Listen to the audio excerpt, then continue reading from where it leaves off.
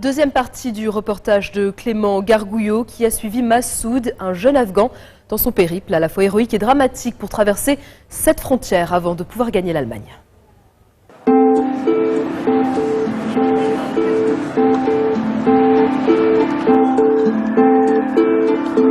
C'est un point de ralliement pour les Afghans. Le parc Victoria en plein cœur d'Athènes est devenu le carrefour des réfugiés afghans en route vers l'Allemagne. Certains vont y passer une simple nuit, d'autres beaucoup plus, en attendant l'argent nécessaire pour repartir. C'est là que nous avons retrouvé Massoud. 17 jours se sont écoulés depuis le départ de l'Afghanistan. Massoud attendait de traverser la mer pour enfin donner des nouvelles à sa famille. Madounia, tu me manques tellement. Je vais t'acheter une poupée, mon ange. Ne t'inquiète pas. Tu en veux une petite ou une grande? Une grande. D'accord, mon ange, tu en auras une. Et quoi d'autre? Je veux une robe aussi. D'accord. Une robe pour mon ange, mon amour? Ma vie. Ma vie, c'est ça. Est-ce que je te manque, mon ange? Oui. Beaucoup? Reviens.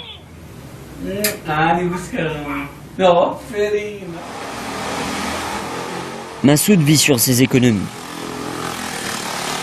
Ce soir, il dort à l'hôtel, mais demain, il viendra comme les autres s'allonger sur le bitume si l'argent vient à manquer. Cet argent est envoyé d'Afghanistan par les familles à des intermédiaires douteux installés tout autour de la place. Comme tous les autres, Massoud attend son enveloppe qui ne vient pas. On attendait l'argent, on a eu des problèmes pour les récupérer auprès des agents. Pourquoi vous avez eu des problèmes? Je ne sais pas. Peut-être qu'ils n'avaient pas l'argent ou qu'ils l'utilisaient pour autre chose. J'en ai aucune idée.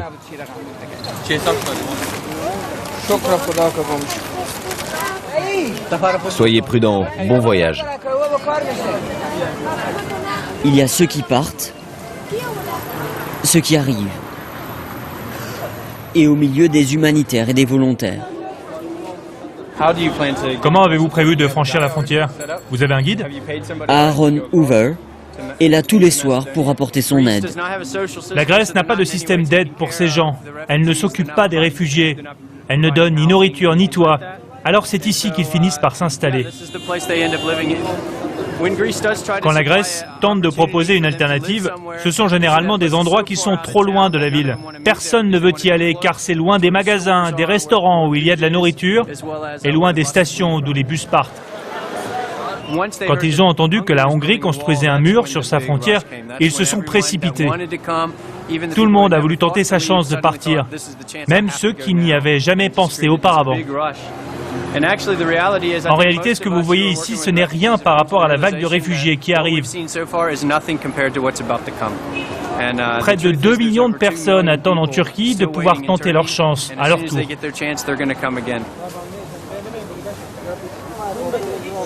Les nouvelles des proches de Massoud restés en Afghanistan confirment la tendance.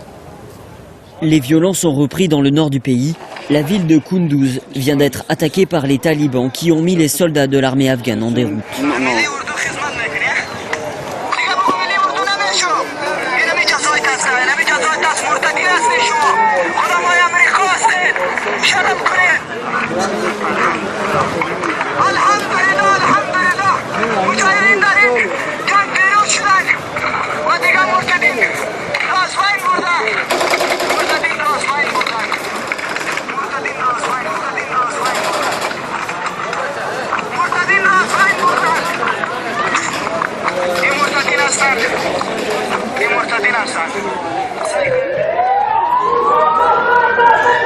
Athènes, deuxième jour.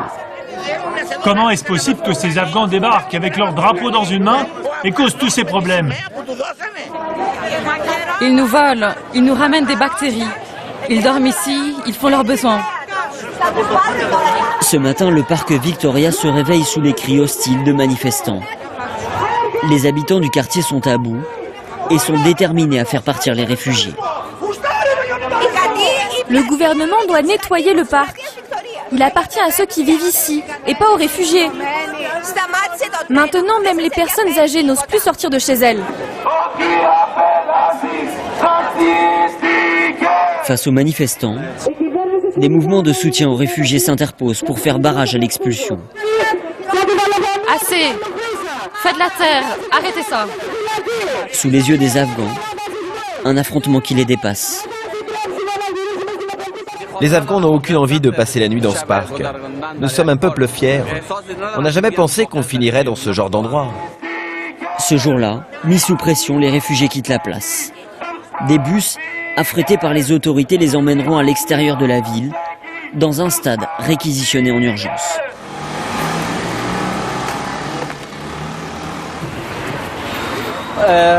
Je suis tellement heureux, puisqu'après 5 jours de stress, l'attente est enfin terminée. Maintenant, j'ai de l'argent. Et grâce à Dieu, je peux filer vers l'Allemagne.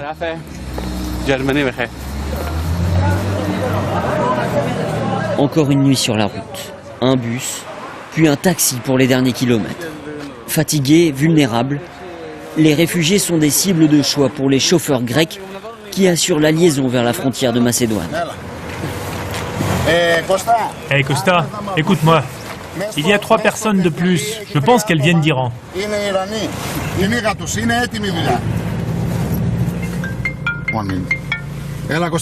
Tu as regardé s'ils ont leurs papiers? S'ils n'ont pas leurs vrais papiers, on va les faire chanter. Juste des papiers de transit? Ah bah tu vois, on va les faire chanter. Attendons d'être un peu à l'extérieur de la ville, et là on va discuter. Avec ces papiers-là, vous ne pouvez pas traverser la frontière. C'est dangereux. Tu comprends? Je vais vous donner de nouveaux papiers. Ces papiers diront que vous êtes syrien. Et ensuite, pas de problème. Mais le prix pour ça, c'est 150 €. Le chauffeur va sortir de sa boîte à gants des faux papiers de réfugiés syriens en promettant aux Afghans qu'ils leur éviteront l'arrestation. Eh non, non, non, non, gros problème. Votre nom maintenant c'est Yashir Ahmed. Yashir? Yashir. Yasser? Yashir. Ma mère s'appelle Aïcha. Mon nom c'est Ahmed. Mon père c'est Arch. Et tu viens de l'île de Samos. Samos. De nouveaux papiers, une nouvelle identité et qui finalement s'avère complètement inutile. La frontière est grande ouverte. Massoud et tous les autres réfugiés vont la franchir à pied, sous le regard indifférent des militaires. Bienvenue en Macédoine. La suite est toujours aussi facile. De l'autre côté de la frontière, une gare et un train sans arrêt, spécialement affrété pour les réfugiés. 5 € de trajet, 25 € le ticket jusqu'à la Serbie. Et voilà comment la Macédoine s'en débarrasse vite fait bien fait. Aujourd'hui, c'est vendredi. Ça fait 3 semaines et 3 jours. 3 semaines. 21, 22, 23, 24.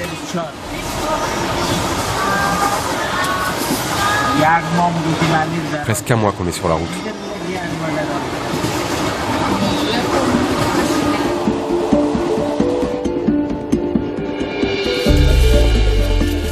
On lui a donné des médicaments, mais rien n'y a fait. Il est tellement chaud. Ne pleure pas, mon bébé. Amène-le. Lavons-lui la figure.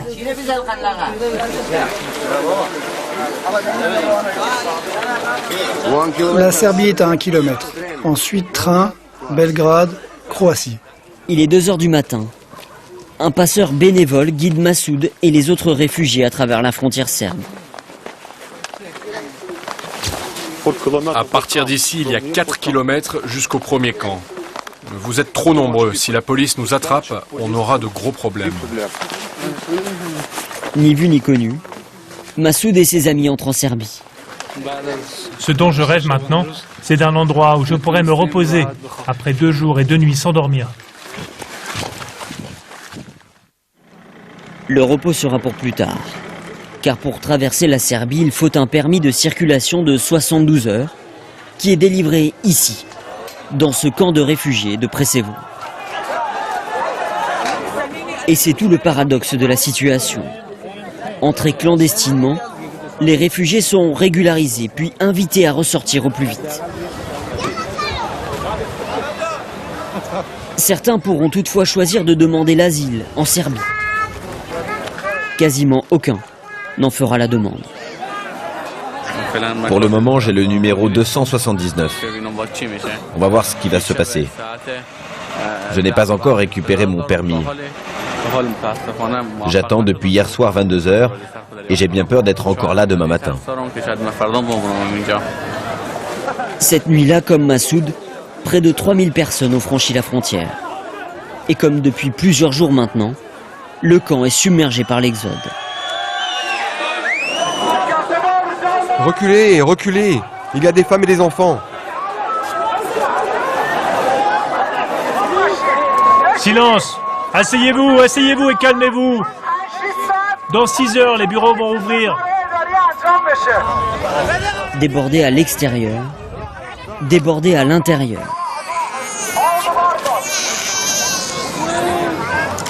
Après 3 jours d'attente, Massoud obtient enfin le précieux sésame et peut reprendre la route en direction de la Croatie.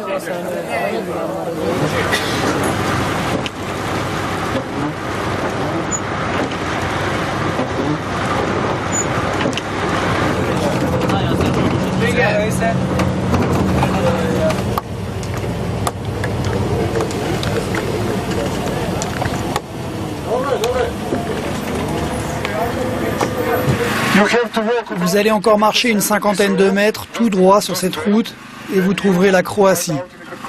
C'est tout. Bonne chance.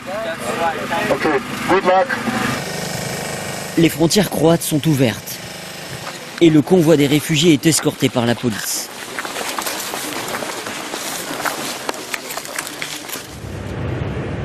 « 28 jours. La Croatie défile sous la fenêtre.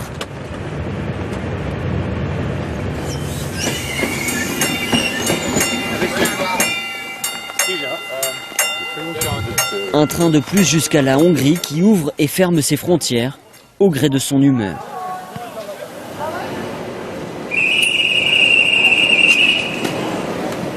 « 29 jours, Massoud est en Autriche, aux portes de son rêve, l'Allemagne.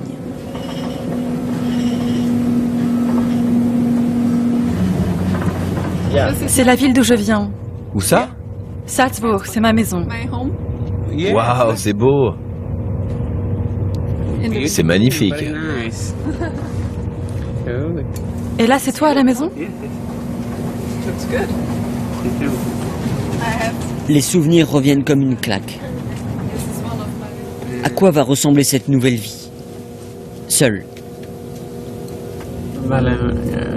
Je me suis résigné à l'idée de quitter mon pays. Je me suis résigné à l'idée de vivre tout seul.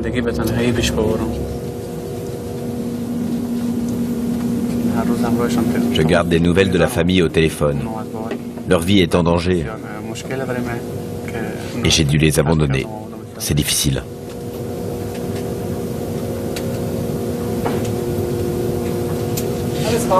Tout le monde dehors. Passeport. Hello guys. Syrie, Irak, Afghanistan. Tout le monde dehors.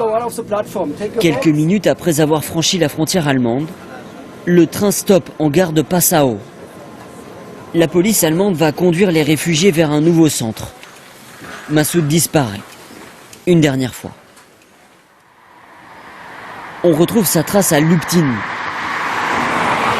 un petit village à une centaine de kilomètres de Hambourg, dans le nord de l'Allemagne. Ils sont à peine 300, mais leur présence est déjà remarquée. Ils sont logés en bordure de la ville dans un centre d'accueil. C'est là qu'ils vont rester, jusqu'à temps que leur demande d'asile soit étudiée.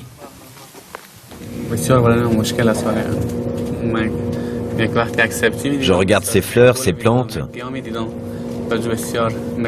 Je les fixe avec attention. Et même si elles sont très belles, mon esprit est ailleurs. La route est terminée. Mais pour Massoud, comme pour tous les autres réfugiés, les blessures sont là, et pour toujours. Pour tous, c'est un nouveau voyage qui commence. Un voyage intérieur vers une nouvelle vie. Restez des nôtres, on se retrouve après cette très courte pause. A tout de suite.